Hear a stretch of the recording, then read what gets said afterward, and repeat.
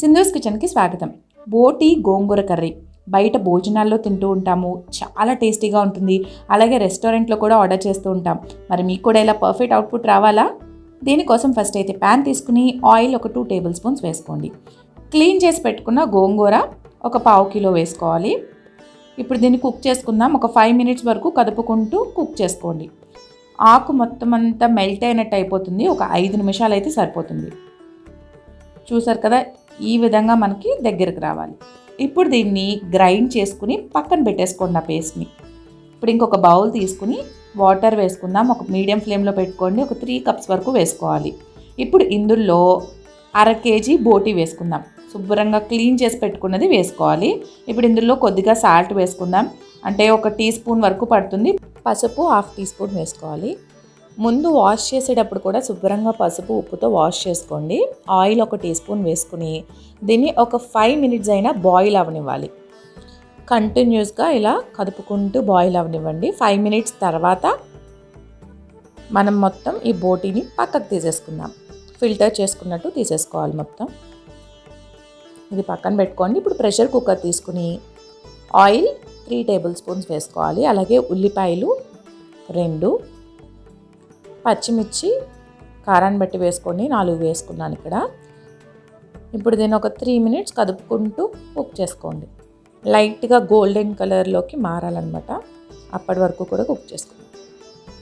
ఇప్పుడు ఇందులో కరివేపాకు కొద్దిగా వేసుకుని అలానే అల్లం వెల్లుల్లి పేస్ట్ 1 టేబుల్ స్పూన్ వేసుకోవాలి. పసుపు 1/2 టీ స్పూన్ వేసుకుందాం. కారం 1 టేబుల్ స్పూన్, రుచికి సరిపడా సాల్ట్ వేసుకుందాం. అల్లం వెల్లుల్లి పేస్ట్ పచ్చివాసన పోయేంత వరకు కూడా ఒక్కసారి కదుపుకుంటూ వేయించేసుకోండి.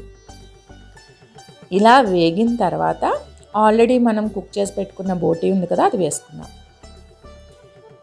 మళ్ళీ మొత్తం అంతా బాగా మిక్స్ చేసుకోండి. బోటీ అనేది ఒక డిఫరెంట్ ఫ్లేవర్ ఉంటుంది, మటన్లా కాదు.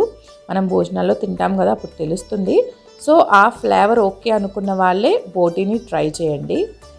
క్లీనింగ్ ప్రాసెస్ మాత్రం టైం పడుతుంది. మీకు ఆ వీడియో కావాలంటే నేను నెక్స్ట్ టైం అది షేర్ చేస్తాను. వాటర్ 1 కప్ వేసుకుందాం. ఇప్పుడు మళ్ళీ మొత్తం అంతా కలిసేలాగా బాగా మిక్స్ చేసుకోండి. ఇలా మిక్స్ చేసిన తర్వాత మూత పెట్టేసుకుందాం. ఒక 3 విజిల్స్ వరకు రానివ్వండి. 3 విజిల్స్ తర్వాత చూసుకుందాం. మొత్తం ప్రెషర్ పోవాలి. పోయాక ఓపెన్ చేసి చూద్దాం. ఇప్పుడు మళ్ళీ ఫ్లేమ్ ఆన్ చేసుకోండి. Garam masala 1 teaspoon, already grind చేసి పెట్టుకున్న గోంగూర పేస్ట్ని వేసేసుకుని మొత్తం అంతా వేసేసుకోండి. పులుపు పడుతుంది. మొత్తం అంతా కలిసేలాగా బాగా మిక్స్ చేసుకుందాం. బోటీకి గోంగూర కాంబినేషన్ పడితేనే మంచి టేస్ట్ వస్తుంది. సో మీరు ఇలాగే ట్రై చేయండి. ప్లెయిన్ బోటీ కన్నా ఇదే బాగుంటుంది.